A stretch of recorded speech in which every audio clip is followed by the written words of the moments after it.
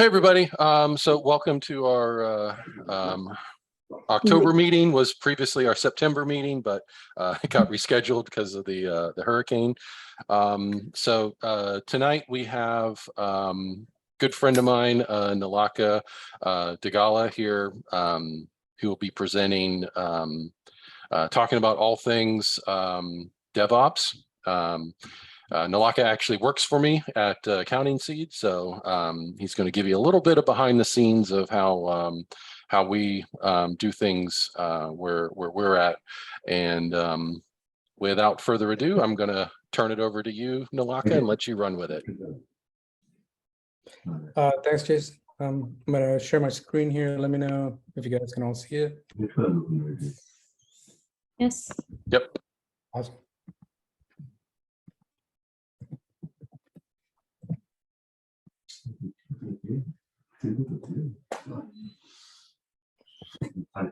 Thanks, Jason. Hey, everyone.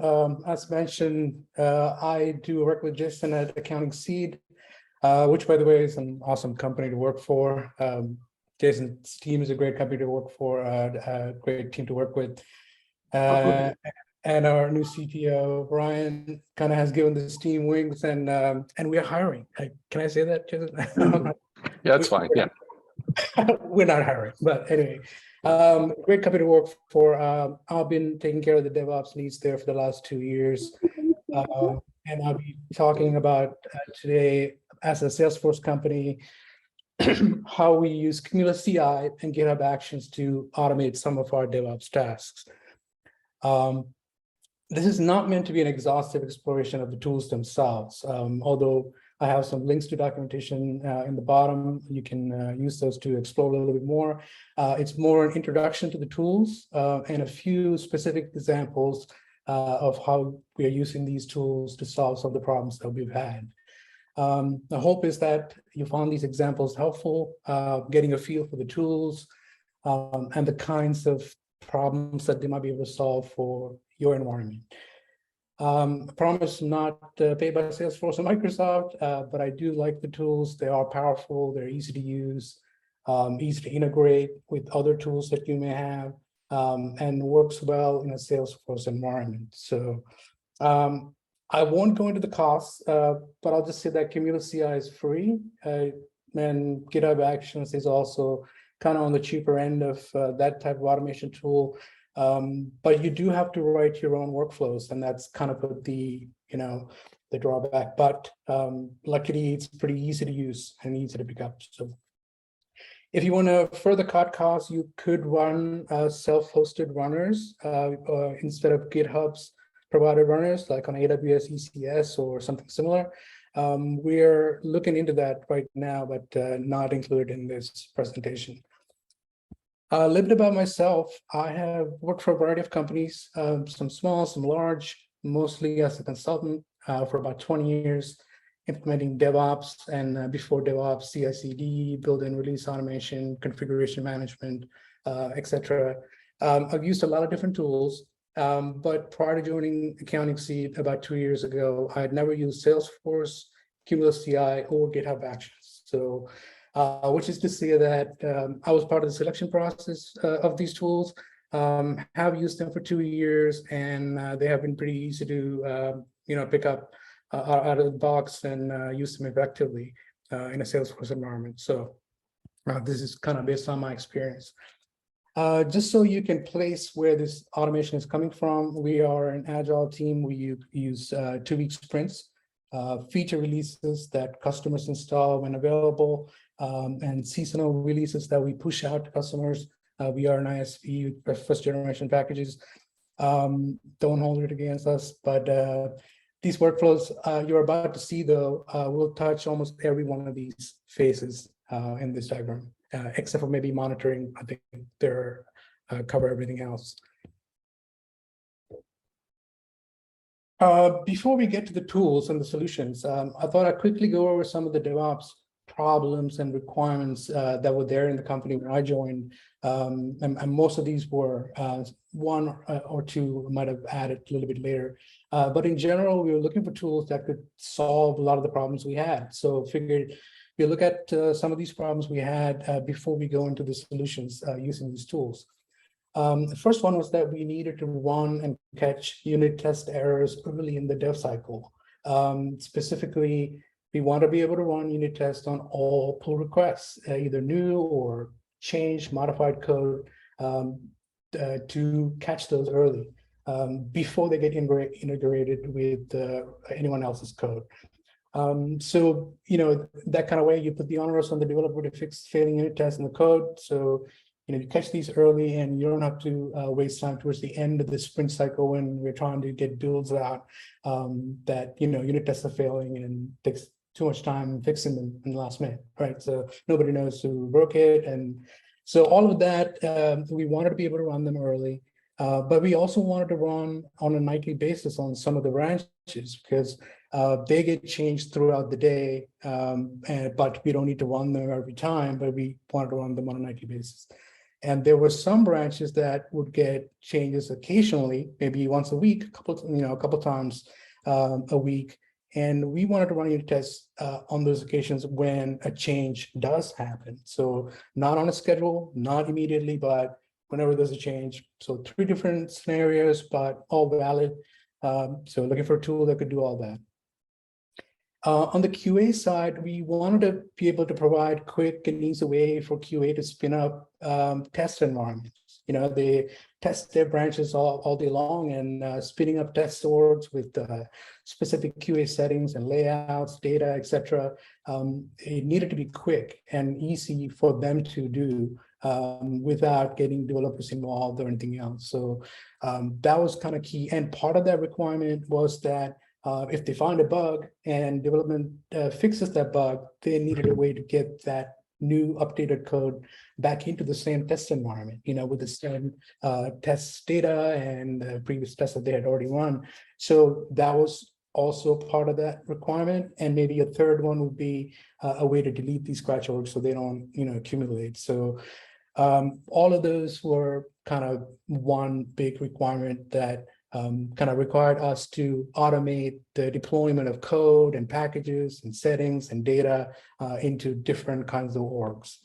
So that was sort of the general requirement. We're also running into code merge issues towards the end of the sprints, mainly because code was not getting integrated early enough in the sprints. So we were hoping for a tool or some way that we can automate keeping some of these branches in sync. And you'll see our branching strategy and how we work parallelly on multiple features. So we want to make sure that we could help developers keep each other's changes in sync. Another need we had was the regression test. We actually hadn't chosen a tool yet at the time, but whatever tool that we chose, we want to be able to plug it in.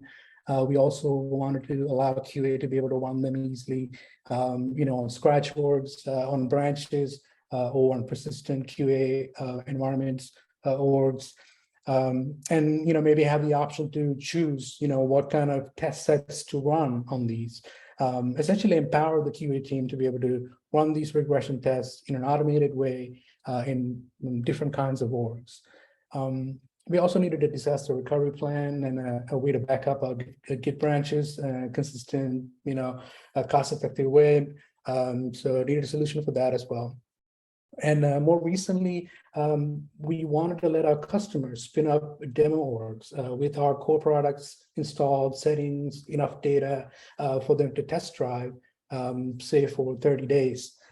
Having usable, relevant data in these orgs became kind of a critical need in general. So the data management example you'll see later on various ways that we load data to Salesforce orgs will cover some of those methods in an automated way.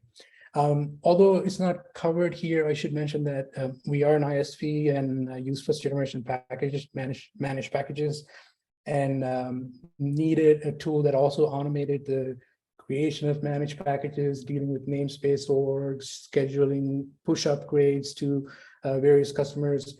So these were all part of the original requirements as well. And although it's not covered here, I'm happy to say that the tool does provide plenty of opportunities to automate DevOps tasks specifically related to those first generation managed packages.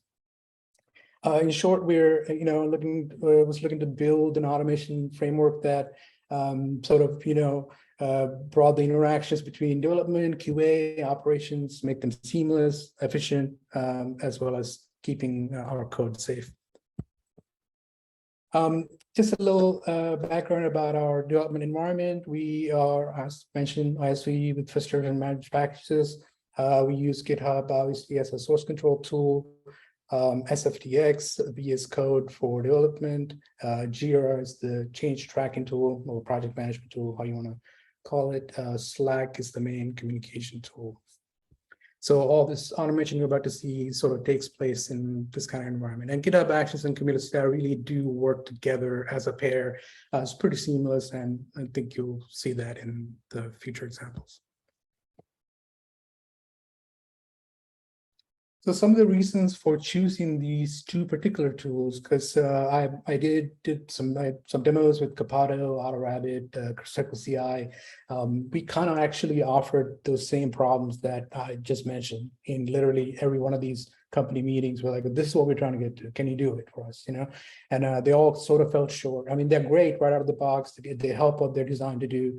But we had a little bit more. We wanted something a little bit more flexible in terms of an automation tool and go a little bit beyond, just moving, source from one org to another. Anyway, the CumulusCI is native to Salesforce. It's in fact developed by Salesforce.org. Uses SFTX commands in the background. It's so it really was Salesforce friendly, and we wanted to use it really badly because it was designed for Salesforce, and it had a lot of good content in it.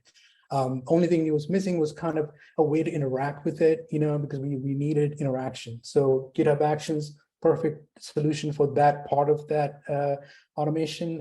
It runs both SFTX and CumulusCI commands, but it's got the Sorry, can you mute your videos? Sorry, I don't know where it's coming from. GitHub Actions can, they're both written in YAML, so it's pretty easy to, if you understand one, you understand the other, pretty easy to work with.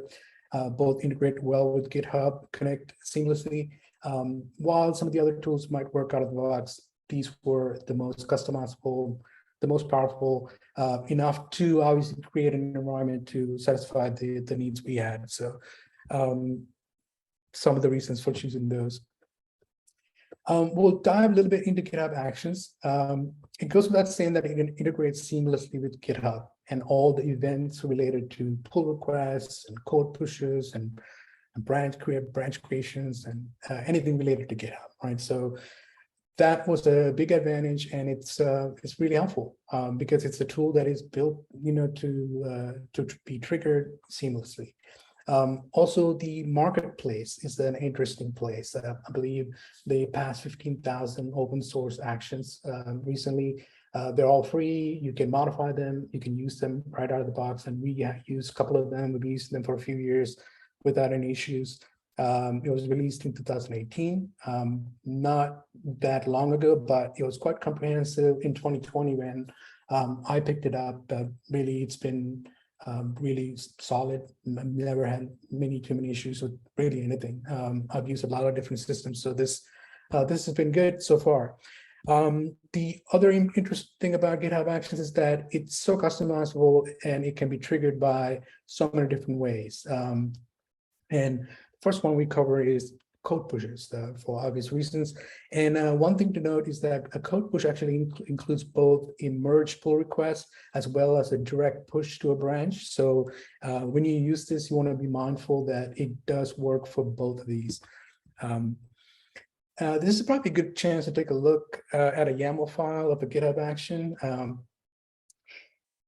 This particular one deploys source from release branch to a particular QA org when either a pull request is merged or change is pushed to the release org. So essentially, any change to the release branch, we want that source to update a QA org that maintains that release branch, so they can do the testing, run any regression tests, etc. So there are three main areas here. You have a trigger section, environment variable section, and the jobs. The trigger section is on push in this particular one, as we talked about, and only for the particular branch called release branch name. I don't know why it's called that name, but with whatever your branch is, that's what it wants on. The environment variable section is interesting in that you can create regular variables, but you can also create secrets under GitHub settings and then use them in your workflows. So you can hide all your passwords, anything, right? Anything you don't want to be seen by anyone. You can have multiple jobs in a workflow when you need concurrency. We do that for nightly backups, for instance. So they, kick off a bunch of different backups all at once. An important thing to remember is that each job runs on its own runner, a Docker container, right? So when you're organizing your workflows, you want to kind of keep that in mind because it's limited to that runner for what you can do in there. Let's see. So the runners can be self-hosted as well, as I mentioned, that's an option if that's something you want to go with. But jobs also have multiple steps, and each of these steps can be either a GitHub action that you get from the marketplace, or something you write on your own, or one or more shell commands. Now we use Linux runners for all our workflows. So I use bash and CLI commands for most of my work, or a plugin, an action that's already doing something for me. Sometimes you want to run just on pull requests. We do have a need to do that, and for those, you can decide on which states of the pull request you want to trigger on. For instance, this example we are looking at is to run unit test on pull requests, one of our requirements, right? So this one is triggered by the pull request for those particular conditions, because those are all the ways that a pull request can change. The code in there can change. So if there is a change, we want to run the unit tests on those. And you choose for those chosen branches. And as you can see, you can use wildcards, which is kind of nice to be able to pick, to set up a workflow to run on multiple branches. It is manually triggered as well. And this is a kind of an interesting one. And this is what CumulusCI was missing and that we were excited about in GitHub Actions. Because having a UI, it opens your DevOps pipelines to non-technical team members, to your customers, to PM, to anyone, right? I use it myself. So we have several workflows that QA use, project managers use, developers use them. So, here I want to get out of the presentation if I could and show you, if I may, but I'm not sure. All right. Here. So GitHub Actions kind of look like this. If you go in, if you're familiar with Git, you have an Actions tab, and on the left you have a list of actions, and the one that selected action in the middle. I'm just going to show what our Scratch org one looks like, and this is what QA would do. They would select a branch, and basically click run, right? You select multi-currency, which if you want it, yes or no, and it will do a lot of different things based on that alone. But this guy. So if I refresh this, you'll have a new workflow, and you can dig into the logs through there. I think pretty common for a lot of UI tools in the DevOps world. Obviously the verbosity can be changed to get more info out. And when the Scratch org is created for QA from that branch that, I ran it on, it will Slack a message to one of these, which one am I looking at here? GitHub automation, I believe. Yep, this one. So here you will actually get the Scratch org information. So whoever wrote it, whoever ran it, like in this case, I ran this one earlier to test this workflow. And so I know that I ran this one, and I'll have all the information for my Scratch org. Then I can log in. It'll have everything I need to test that branch. So back to the slides.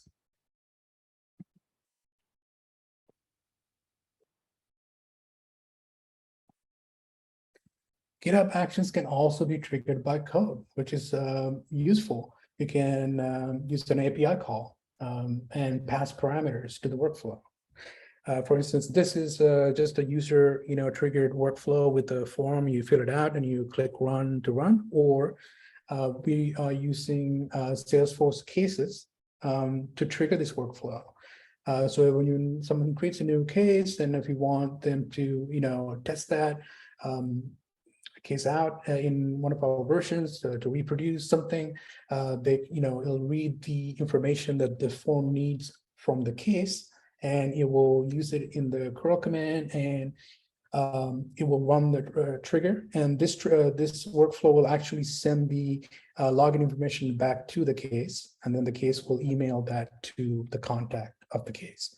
So having that ability to trigger a workflow, using code can be really useful. And you can, I'm sure, imagine other scenarios. Schedule jobs will also be done in GitHub Actions. Much like most other tools, it will use a cron format. This is a nightly unit test that we run at 3 a.m. and pretty easy to set up.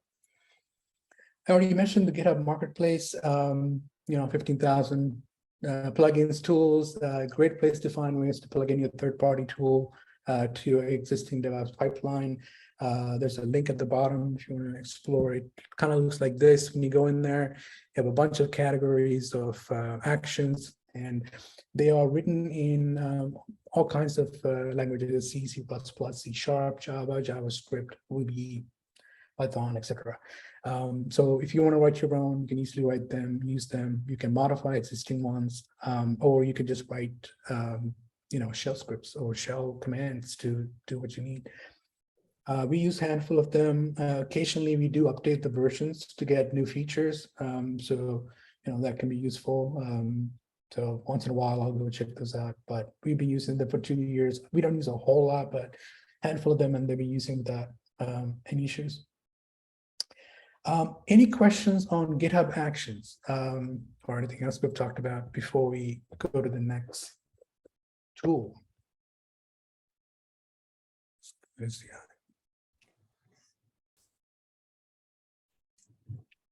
In Marketplace, we can get this GitHub Actions.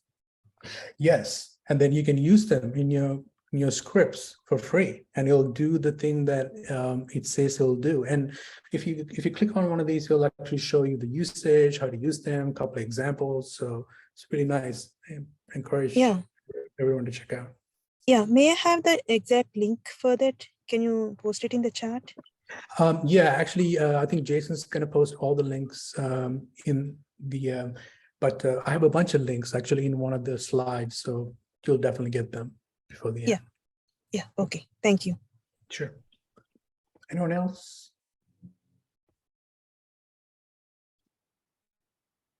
Okay, next tool is CumulusCI. It's Salesforce native, built by Salesforce.org.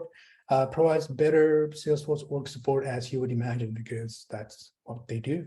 And you can plug them into deployment pipelines, or you can use them locally if you're, it's a command line tool mostly. It doesn't have the UI like GitHub Actions, so it's really developer friendly. You can install it locally on your machine, and you can spin up scratch orgs really easily. You can upload data.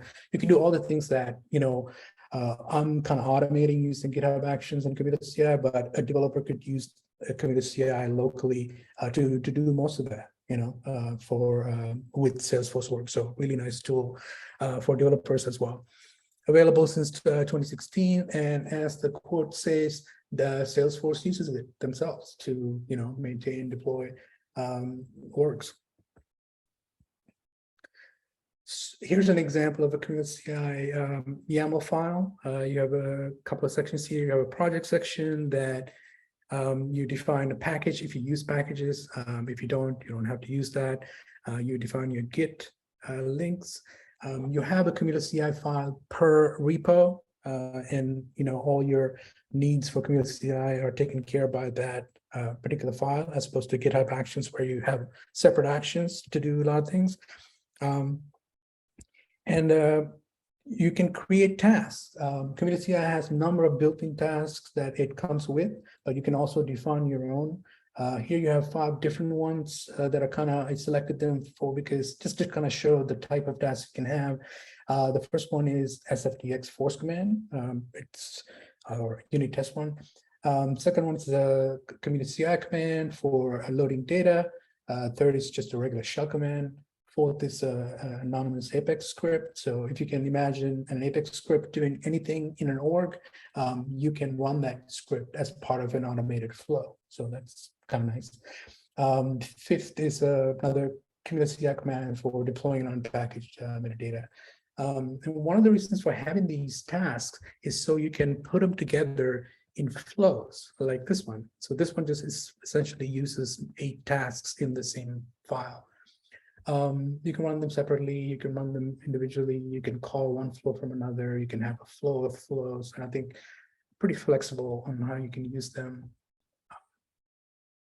And this is how you would call a CumulusCI command from GitHub Actions. So this is that interaction between the two, very simple, just like another shell command, because we're installing CumulusCI, CLI before we use these commands. So it's just a CLI command. And in this case, we're telling it to use the QA org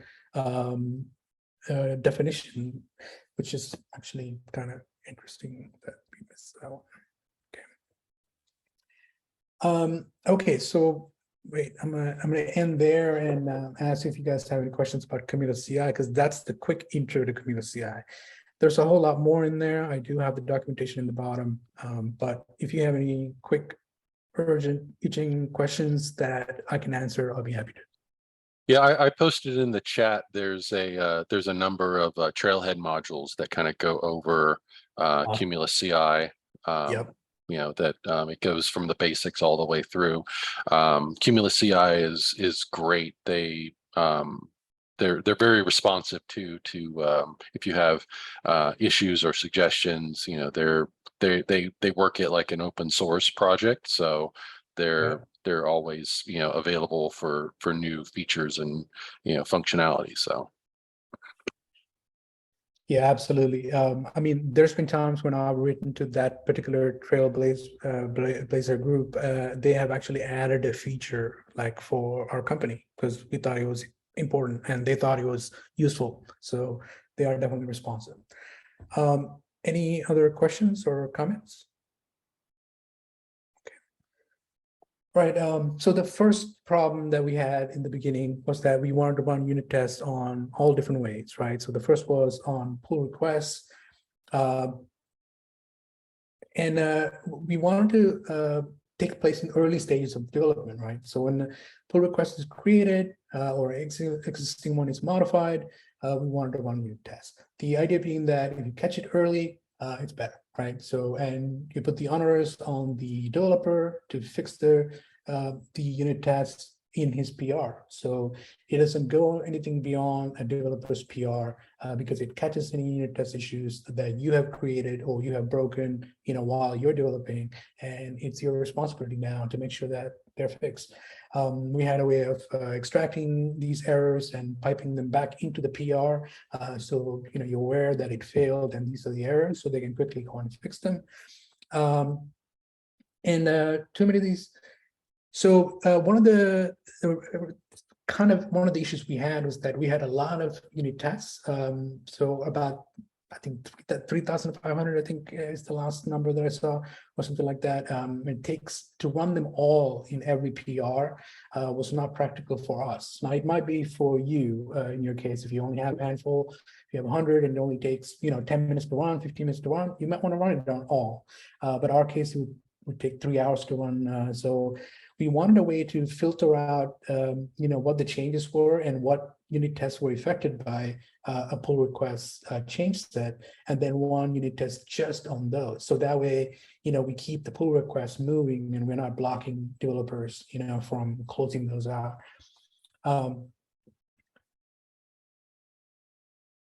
That also means that the tests that we would run, it would belong to either a class that got changed, added, or a test themselves that gets changed and added.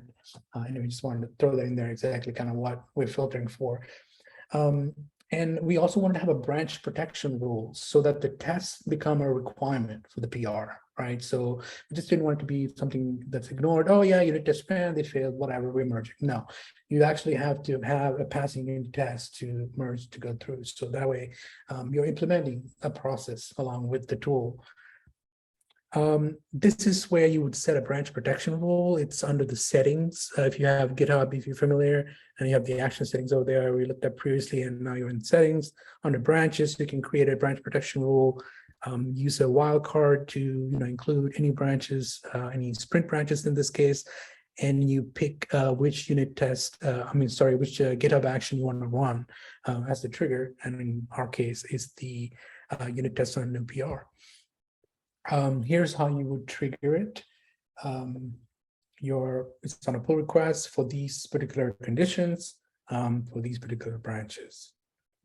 So this was our big requirement for unit tests on pull requests. Okay, so I just wanted to put this slide over here to show this is how I filtered through a change set to find the unit test to run.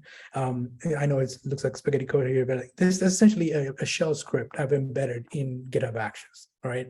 A bunch of do while if loops, and at the end, it really runs an SFTX force test command. It runs unit tests, but it passes just those test files to run.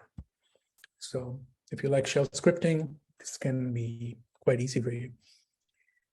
Sometimes you want to run them on closed merged PRs on a branch, right? So we mentioned that one of the requirements is that some branches don't change that often, but when somebody does make a change, we want to kick off a unit test run. This would be that scenario. You close a PR on that particular branch, but you also here, you'll note that we're checking to see that the PR is actually merged, because a developer could open a PR and decide that they don't want to use it anymore, and they could close it. And we don't want this workflow to run, take up cycle times for something like a closed PR. So you can write if statements like that and check for whether a PR merge has occurred in this scenario. Pretty intuitive. Of course, we mentioned we wanted to have nightly scheduled unit tests on some branches. Pretty easy to do, a cron job like we covered on a specific branch, right? I only use this to show, I know it's hard to read, it's just a functional flow of our nightly unit test run, which is one of the most simpler workflows we have. Some of them actually will probably take up this whole page to lay out. And red boxes are GitHub Actions, blue boxes are CumulusCI actions, yellow, oranges, the Slack messages. Only wanted to show that you can put together complex workflows using these two, and they work interactively, really seamlessly, passing work between each other to complete these tasks. So next section, next problem is deploying code and packages, as well as our QAs being able to spin up their Scratch orgs easily. The first example is the Scratch orgs, because that was a critical issue for us when I joined. That it was taking a lot of time for QA. Just as code in PR is unit tested, they're also Scratch tested by QA in our company, and I think most companies do that before they're getting integrated. So there's quite a bit of these Scratch orgs created on a regular basis. Now, we already kicked off one of the Scratch orgs earlier, so that's what it looks like when you kick something off. You pick a branch, you decide if you want multi-currency, and you run it, and then you get a Slack message, with the results. So this is an example. Obviously, you already saw that. This is actually a multi-currency Scratch org flow that once you kick one of those off and say multi-currency is yes, it will copy some unpackaged metadata. It will push code, assign some permission sets, load QA data.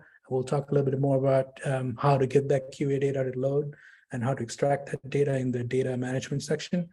It updates some ledger limits, creates some ledgers, enable multi-currency, add some currency types, creates a user for QA to use. But this is very specific to our company and our product and what the QA needs are to test. But you can certainly imagine this being a completely different set for your org and your scenario. And it'll do whatever you need it to do. The second part of that requirement was for QA to be able to refresh their Scratch orgs, and this is the workflow that does that. They just enter a username and pick the branch they want. This is when, if they're testing something, they find a bug and a developer fixes the bug, they want to be able to quickly get that changed. So this would what they use for that. Deploying to persistent orgs is definitely a need, and it could be to QA orgs, to packaging orgs. We have demo orgs that we use, dev orgs, whatever, right? So interestingly, CumulusCI and GitHub Actions work together. So there's actually a lot of integration between the two as well. So one of these is that you can define these persistent orgs in this JSON format in a GitHub Actions file, right? So in the environments, you define these at first and you give them names, these sort of like release name package, release name QA, whatever, and you can use them later in a GitHub action, in a CumulusCI command for a persistent org. And that's all you need to do. So you don't have to, authorize. You do have to authorize them, as you can see earlier that I authorized them using a client ID. So you do authorize them, but not like a Scratch org, or that you have to log in once or anything like that. So it's a really easy way to use pre-existing persistent orgs. Sometimes you may want to put together orgs that actually have all three. You have packages, you have source, you have data, you have settings. We had that need for our demo orgs because we wanted to allow our customers to be able to take our products for a spin. So this is an example of that part of that GitHub file where we install a couple of different packages. These are CumulusCI install manage beta. Although it's called beta, it really doesn't matter because they're actually using the namespace and the version. And also pushing code, a direct DX push, FXDX push of code. And we're also running a bunch of other CI tasks that we covered in that flow. So as you can see, you don't have to have all the tasks in a flow. You can run them directly either from CumulusCI or from GitHub Actions. CumulusCI has their own data management tools, and it's a set of commands, and it's actually three step process. First,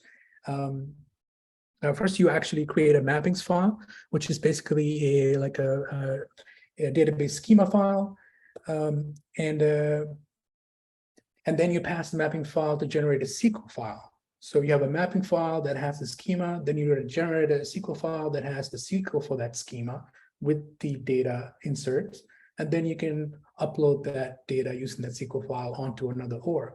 So you can actually point these commands to any org you have and extract data, and then also upload that data to another org. You also have the option after you run that first step to extract the mapping file, you can actually clean up the mapping file. Like if you don't want some of the tables, you can get rid of them. You just keep the tables you want, and then you use that mapping file to generate the SQL file. So now your SQL only has data that matches the tables you want.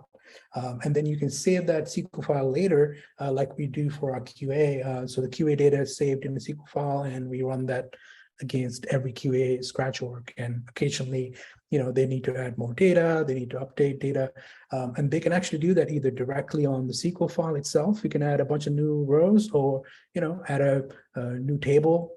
If you know the format, you can add a new table to the mapping file. You can add the same table in SQL to the SQL file, and then you have that data in the next time you run, right? So pretty flexible and pretty nice if you have SQL knowledge. This is a really good way to do it. This is what the mappings file looks like. As you can tell, it's kind of like a schema file. And this is what the SQL looks like a regular SQL file. Yeah, so I was going to jump in real quick and Yeah. say, this we use this when we generate scratch orgs, but if you're not using scratch orgs, if you're using the traditional dev orgs, for example, when you create a new one, typically it creates with very little or no data, and you can use these CumulusCI commands to have this data already stored off of your production org, for example, and you could go in and tweak it before to maybe you need to mask some of the customer information, that kind of thing, and then use that as your script that you run after you've created your dev org to then load that data in. So it's really powerful. Yeah, absolutely. That's a great point, Jason. One of the other options for data is creating fake data, adding on to your org. So, if you want to create a whole bunch of records of data, and if you don't actually have the data in hand, Snowfakery is a tool that CumulusCI gets installed with CumulusCI. So it's a free tool. So you may want to take a look at that. Lots of really cool stuff. It's also YAML, so if you're in this YAML world, pretty easy to modify, and it understands Salesforce database structure, which is actually kind of interesting. So here's an example of a Snowfakery recipe, they call them, another YAML file. The two plugins on top, they allow you to query Salesforce databases and iterate through a data set, which is really kind of a nice option to have. And then you can update those fields with fake data if you want, right? Select statement is where you kind of do that, where you create where you want to put the fake data is, and you can also see it's iterating through a data set, and it's also got a random choice option where you can actually give what they choose out of. Look, there's a whole bunch of options in there. I'm not really even beginning to scratch the surface of Snowfakery. It's got its own documentation. It's got actually a portion of the documentation is also in CumulusCI too, because it's, they created it. It's a nice tool, and we use it. Here's how you call a Snowfakery recipe. This is the CumulusCI command to call a Snowfakery recipe, but I believe Snowfakery's got its own CLI. So if you want to use that directly, you can, and it'll be a different command. But to call out that recipe, and this is the way you would call it, and you would tell it to run that on that particular org, and assuming that org is where you already have code or a package deployed and you want to upload your data for. We also use SFTX bulk upsert commands, really nice tool. You're probably already familiar with it. It can, if you have data that you already know, like Jason mentioned, that's already been obfuscated and it's on a CSV file, you can upsert those. Now, I believe CumulusCI actually has a command that extracts data from an org into a CSV file. So if you want to go this route instead of a SQL route, and I think you can do that. So we're on to the next section, which is that we wanted to be able to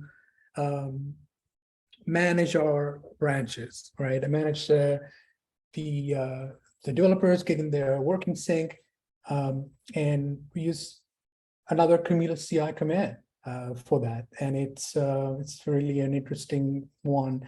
I understand branching strategies can be unique to companies, so this may or may not work with your setup. But one of the things it does is that it forces dev teams to resolve merge conflicts early in the dev cycle.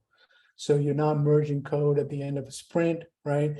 But every time a developer merges code up to the sprint branch or whatever the next branch up, that changes get propagated down to the rest of the team in that particular group, so that every day you see your peers' changes, and this tool is really nice that way. Essentially what it does is it's an auto merge command that performs a merge, commit, and a push, okay, from a source branch that you can define to one or more destination branches that you can define using a name matching with a wildcards in general. And if there are merge conflicts, it creates PRs. It'll create a PR with the branch names in the heading, so the developers responsible for those branches can resolve them.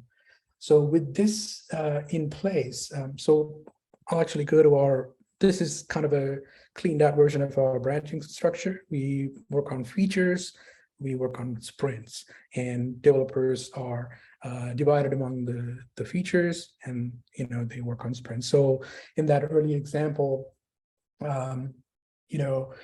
so having these set up, we have them set up to run on pull requests as opposed to a push.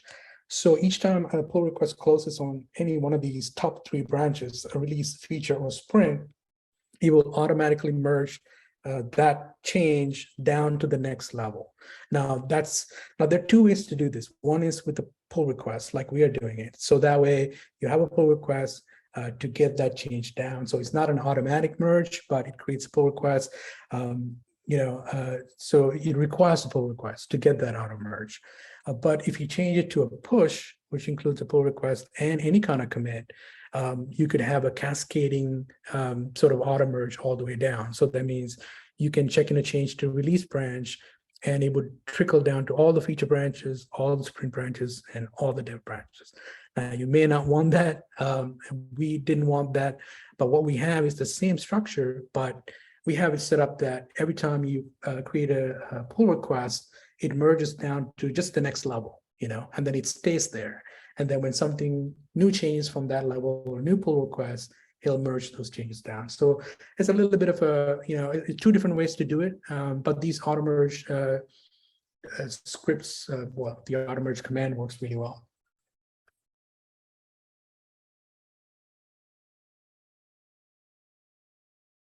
One of the things we talked about was that we wanted to run regression tests. The tool that we ended up choosing is tandem, and it's it's a pretty easy tool to use. It's got a CLI installation, and you can run some commands. We also have some user trigger workflows that QA can run, using test time labels. Test time label is a label that's attached to a group of tests. So using, the workflow, they can decide what tests they want to run, whether they want to run it on a Scratch org or do they want to run it on a QA org. This is an example of a Scratch org where they select the branch and they put in a couple of different labels that they want to run, decide whether it's a multi-currency or not, and it creates a Scratch org, uploads data, the proper data to run these tests, settings, etc., and runs your tests. Here's how you would call it. It's really just 2 commands. You have an npm install of the tandem CLI, and the next one is just 1 command, and it triggers that particular branch. That particular label that they passed. Lastly, I'll talk about we wanted to have a disaster recovery plan. So we have a Glacier backup set up for 12 branches to AWS Glacier.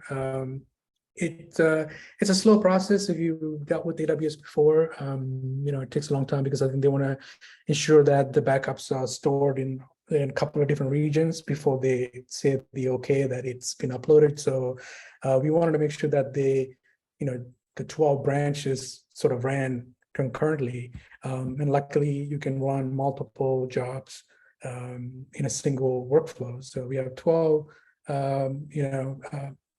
runners being kicked off. Each one takes about 4 hours, as you can see, and they all finish in 4 hours now. So in 4 hours, our backups are done. Pretty small files too. So one of the things it does is that it actually sends back the archive ID to a Slack channel. So in order to pull these out of AWS, all you need is an archive ID. This way, if you have a disaster, the last set of messages in Slack, you can grab the archive IDs and get those repos back. Probably another action that's coming up in the near future is a way to restore from AWS. That way, that's automated as well. We've already talked a little bit about GitHub integrations, about the GitHub Marketplace. Slack, we've already shown a bunch of different examples. One nice thing is that you can actually send a message to a specific channel, but also you can tag an individual or a group as well, and as I mentioned, which is really nice to get the right kind of attention for your message. This is an example. It's got this unit test results. So you actually, you can pipe some results as a background too. So here you get to see which unit tests got failed, and it's tagged in the dev group, so it gets their attention. It tells you which branch it's on, so they know where to go fix it. This is what the actual GitHub action looks like.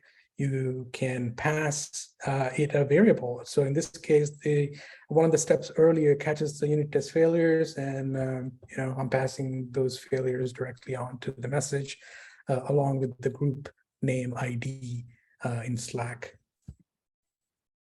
Jira is the other integration that we have. Our developers use the Jira ticket number in our PR headings as a way to connect the Jira tickets to the work they do. So we have a GitHub action that uses 3 plugins, I think. One plugin to, I think we'll go to, yeah, here's the example. We use one plugin to read the headline and extract the Jira number, which is pretty easy to do, actually. I was kind of surprised. Some regular expressions here. Second one to log into Jira, and third one to change the state. Essentially, this is when a pull request has passed unit tests, it's been approved, and is ready for scratch testing. We want to inform the QA and change that Jira ticket from in development to it's ready for scratch testing. And then QA gets notified. QA can test that branch, that PR in the branch. And when they change their state to say, hey, scratch test passed, that sends a Slack message to the developers saying your PR has been scratch tested, it has passed, and you can close your PR. Now, if the QA finds a bug, clearly they would obviously create a bug, and the developers would fix it, etc. Having that connection with Jira and be able to change states. And I think there's a lot more you can do. There are a lot of plugins related to Jira. So if you have other needs, I'm sure you can find the right plugin for that. Wow, took almost the whole hour, maybe 50 minutes. So any questions about any of it?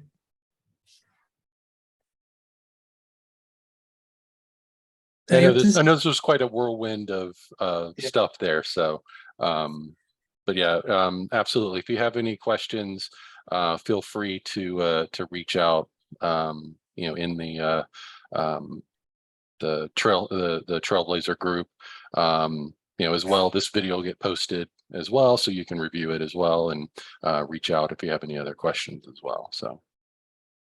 And if you have any questions on the YouTube, if you ask questions in the comment section, I'll try to go and answer some of those, whenever that happens. Yeah, somebody in the GS in the chat, you had asked how do we start? Obviously it is a lot of automation. The easiest way really is to identify something, something simple and start with that first, and then kind of build from there. We had GitHub first, and so we started looking at GitHub Actions, and the GitHub Marketplace was a great place to start because people have solved a lot of these problems already, like the one you saw for the Jira integration. That was a workplace or a marketplace script that we found and downloaded and were able to utilize. On the CumulusCI side, there's a number of trails that go over how CumulusCI works, and you can do all of that from any command line. You can install it. You can install it locally as an npm package, and you can run it from your shell commands through VS Code or any other shell command, any other shell environment to be able to run those and see them working. So, absolutely. Unit tests are always a good place to start. Everybody needs them. Is a good ways to test out the tools, especially GitHub Actions. And that might have been the first one that I automated. And like Jason mentioned, CumulusCI is a great way to locally install and play around. Yeah. And those trailheads are really useful as well. And I used them as well in the beginning. Yeah, there was one other question. Can we capture Salesforce flows in GitHub? I guess Yes, you can store the metadata for the flow, absolutely, in GitHub. Yeah. You would just add it to, you would add it at, you would import it into your project, and then you would upload it to GitHub. I think it comes in as a XML file, or a some type of file like that, or a JSON file, and then it would get uploaded with everything else. I don't believe you can call a Salesforce workflow, however, from a GitHub action that I'm aware of, because that's, I'm not really, don't think you can. So. Yeah, not that I'm aware of. One thing to mention is that both CumulusCI and GitHub Actions, they're stored in GitHub, as files, as YAML files. They're part of your code. They're in your branches. You don't need an external tool like a third-party tool or anything else. So it's just your GitHub. So both of these tools, all these workflows, they all run from within GitHub. So that's kind of a nice thing as well. All right, great. I think we're right at time. So if you want to put up the last slide there with the links that you had. Yep, a couple of these links, and you guys will get them as part of this presentation, right, Jason? It's going to be posted somewhere. Yep, absolutely. Okay, awesome. Thanks, everyone. Appreciate your time. I know it was long. Hopefully, this was helpful. Yeah, thank you, Nalaka. Appreciate it. So thanks everyone for joining. Just a quick 30 seconds here. With November and December holidays coming up, we're going to take a little break, but we will be back January the 26th, I believe it is. Yeah, January the 26th, with a brand new event to kick off the new year, talking about the Platform Developer 1 certification, and some lessons learned from doing that, and stuff like that. So please make sure to check that one out, and if you haven't, make sure to I'll post the recordings out on the like I said, on the Trailblazer community group, and absolutely. Thanks everyone for joining. I appreciate it. Have a great rest of your night. Thank you.